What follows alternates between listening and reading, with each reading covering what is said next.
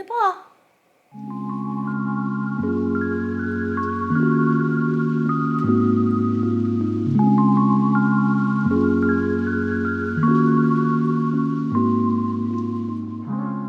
Hey guys, so I wanted to make this video, you probably know by the title, but I wanted to make this video about misconceptions people have regarding fitness and health, because I think there are a lot of misconceptions that hold people back and make people feel like it's not worth even starting because they can't live the lifestyle or they can't follow through with whatever they should be doing. So I wanted to address the misconceptions and talk about what I think is actually true and, things that you can do to help with your fitness, even when you don't know where to get started. So the first misconception that I think is like huge is that you have to be perfect or you have to always eat the right foods to be considered fit or healthy. And I think that's just such a wrong way to look at it, because no one can be perfect in anything. And especially not in the way you eat, because there's always circumstances, like even if you think about, you're on the road and you can only stop at a restaurant or something, like you have to do what you have to do, and you just should try your best to make healthy choices when you are eating out and in your day-to-day. And I think, the 80-20 rule is really good. And I think it's important to find foods that you enjoy that are healthy. If you're constantly trying to force yourself to eat raw broccoli and you just think that's disgusting, then you're doing it wrong. Like, you don't have to be forcing yourself to eat all the foods that you hate. You can find the things that are healthy that you enjoy.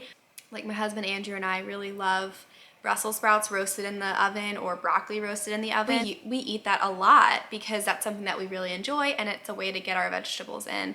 That's not to say that we won't eat green beans and we won't eat, zucchini and carrots and all that other stuff, but we tend to go back to the vegetables that we really love. Going back to the original question, I just think it's so damaging to think, oh, I can't be healthy because I can't eat a vegetable all the time, or I just can't eat vegetables for every meal and all this. You don't have to be perfect. Start out small. Like for me, when I first started trying to get healthier, is I said, okay, you know what? I'm going to eat a vegetable for dinner every day.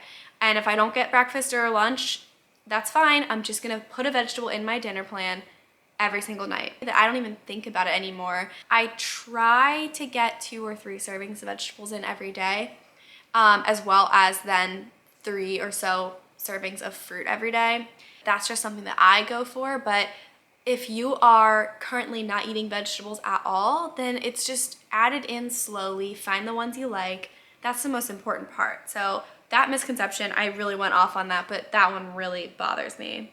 Oh, another misconception that came up when I was looking through some different things is that you should train areas where you want to lose fat. Like, oh, I'm gonna do a bunch of ab exercises because I want my belly to be flatter and have less fat.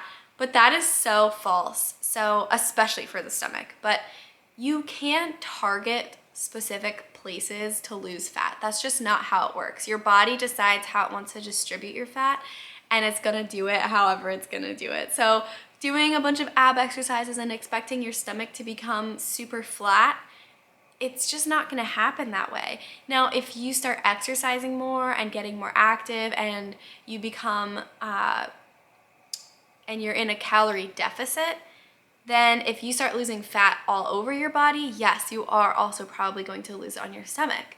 And the other benefit of doing ab exercises is you work your core, and your muscles will actually have strength to them, so that when you do start losing fat, those ab muscles will actually show because you'll have ab muscles, So I think that's just so, I hate when I see fitness influencers that are like, oh, do these exercises to lose fat on your arms or whatever. That's just not how it works. And I think it's horrible to mislead people that way so that they think, I'm gonna get these skinny arms that I've been dreaming of. That's just not how it works. And I think it's important to know that going into it so that you're not having false hopes and then you're just disappointed. a newer thing that is a misconception and that I don't agree with is the misconception that fitness influencers or people who are really into fitness are just super vain people.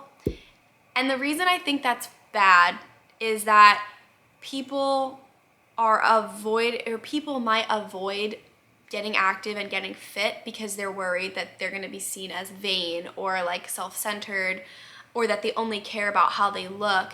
And I think the huge misconception about people who are really into fitness is that they are doing it because they care how they look. I know for me, yes, I do enjoy seeing myself in the mirror and being happy and proud of the work I've put in to get this body that I have. But more importantly, I care about my health. My body is my temple, and the Lord has blessed me with this body, and so I want to take care of it because it's just sort of like good stewardship. If the Lord blesses you with money, you're not going to just waste it all away. You're going to steward it well. The Lord blessed me with this body. I'm not going to overeat and overindulge and put chemicals into my body and sit on the couch all day and not use my body. I'm going to steward it well and use my body well. So I think that's sort of an interesting misconception, and I don't want people to think fitness is all about looks. Like, it's about function and it's about health, and even little things like if you want to be able to play with your kids someday. Like, I don't want to be bedridden by the time I'm 50 and not able to, run around with my kids or my grandkids. I guess when you're 50, it's like you're starting to think about your grandkids at that point. And I don't want to be, stuck on the couch and not able to play and not able to get on the floor with my grandkids and that kind of thing. Oh my gosh, one of the most common ones is if you lift weights, you're gonna become big and bulky. And let me tell you that I absolutely love lifting weights. I lift all the time, and that's like my go-to, especially in the winter time when you can't just like run outside and do a lot of cardio outside. I end up lifting indoors a lot more. Although this year I have my new Schwinn bike, my IC4 bike, and I love it, and it helps me get so much more cardio in the winter. So little plug, this video is sponsored by Schwinn. It's not, but love that bike. Anyway, lifting does not make you bulky. On top of that, lifting heavy does not make you bulky. Some women do get bulky if they lift heavy, but it's only because that's their goal. And the reason that they do is because they are eating a ton of calories. Think about linemen, football players, the linebackers. They get really big and bulky because they eat a ton of calories on top of lifting and working out really hard. They don't just magically get that way. Why is the quarterback not looking like a linebacker? Because he's not eating the way that they are. Their goal is to be as big as possible, to be as strong as possible, to be a literal brick wall. And that's why they eat a ton of food to get to that point. Just because you're lifting weights does not mean you're gonna look like a football linebacker. I lift weights all the time. I mean, this is exhibit A. I don't look like a massive behemoth, but I can flex. Your girl can flex, okay? I can flex. People stray away from lifting weights, and that's fine. You don't have to lift to be healthy, but lifting weights is so good for you. It builds muscle. It can burn calories while you're not even working out, because muscle burns calories throughout the day. And it can tone your body really well because you're building muscle. And that's what makes your body have little curves and, tone to it. And then not to mention functionality. Like, you can do so much more when you have strong muscles. You can participate in different activities, you can pick up your kids, everything becomes so much easier with muscle. And that's why I think it's so important. Unless you're eating tons and tons of calories on top of lifting very heavy, you're not gonna get bulky, and you will actually look really good. Another common fitness myth is that if you're not getting sore after your workout, you're not working out hard enough. And I think that's interesting because there's like a little bit of truth to both things. Like, one thing is, if you are just starting out, you're probably gonna be sore because your muscles aren't used to it, your body's not used to it, the stress that you're putting on it. And so yeah, you're probably gonna get sore. But over time, that soreness will decrease because your body starts to adapt, and you probably won't get sore the same way that you did before. And especially when you're very consistent, you don't get sore the way that you used to. And so a lot of people are like, oh, well, I'm not actually improving, I'm not making any progress because I don't feel sore after this. But that's not really how it works. Your body just adapts, and then you don't have such a lactic acid buildup from that. I think another big misconception is people think that if they go to the gym and they're not super fit and they, don't know exactly what they're doing, that they're gonna be judged. And I think that is so false. Everyone I know that goes to the gym is like, if they see somebody who doesn't know what they're doing, they're likely to go over and help that person and say, hey, looks like, you might need a little help. Do you want me to show you how to use this machine?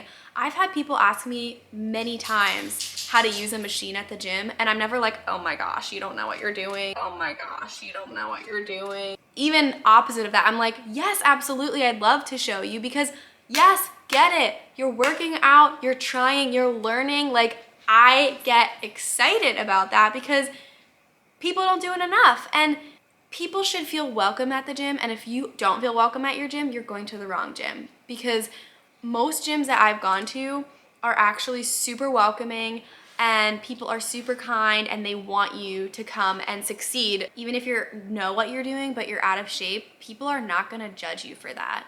I think more so, like, I judge people who are rude to other people at the gym or who steal people's equipment. Like, people will not judge you for working on yourself. That's what the gym is for. And honestly, that's another thing, is just don't even think about it. And I know that's easier said than done, but when you go to a gym, you have to kind of put yourself out there and just go for it, and eventually it'll become more natural over time. Another big myth that people sometimes believe is that if you are getting fit, that means you're gonna be losing weight. And that's not always true, and here's why. Sometimes when we are getting more fit, we're actually putting on muscle, even if we are still losing fat in the process. And muscle is more dense than fat, so the same amount of muscle will actually weigh more than the same amount of fat, if that makes sense. So because it's more dense, it's heavier. So you might be losing fat and putting on muscle, and you're actually staying the same weight or even gaining weight. Thank you, Naya. Or even gaining weight, and you're actually getting more fit and you're actually a bit healthier. The scale is not the best place to go to determine if you are getting more fit and more healthy. If you want different measurable things, you can do like waist circumference, you can do like bicep circumference. There's different calculators too out there. There are even some scales that try to tell you like muscle density and all of that stuff, which I don't know how accurate those are, but they're certainly more accurate than just looking at your weight and being like, oh my gosh, I'm not getting more fit, I'm not healthy, all of this stuff. And another big part of health that's one of the most easy things to do, that's probably the most overlooked, is water. Drink a lot of water. And I'm preaching to the choir because I am horrible at drinking water. I have some with me here. I forgot. Drink more water. This is helpful for a number of reasons. One is that if you drink water, it'll fill your stomach, and sometimes when we think we're hungry, we're actually just thirsty. So that's obviously a great benefit, is that you're not just eating for no reason, you're actually eating when your body requires more fuel. Yeah, it just flushes everything out. Water is also really important to recovery, and it's important to your muscle health. Just do it, okay? I don't know all the reasoning behind it, but I know it's important. Another big misconception is that you have to be doing specific workouts to get healthy and to be healthy. And I just think that's so wrong. The most helpful thing anyone can learn about fitness if they're just getting started is you just have to find what you like. And yes, things are gonna be hard, but we have the opportunity to choose our heart. If you like Pilates, if you like yoga, cycling, lifting, rowing, if you like HIIT classes, if you like to work out, on your own, that's your opportunity to decide what you like. If you like to have alone time, you put your headphones in, you go to the gym, you lift weights, you do your cardio on the treadmill, whatever it is, and you're getting exercise. And you don't have to be doing a bunch of different exercises and HIIT workouts and all this stuff if you don't want to.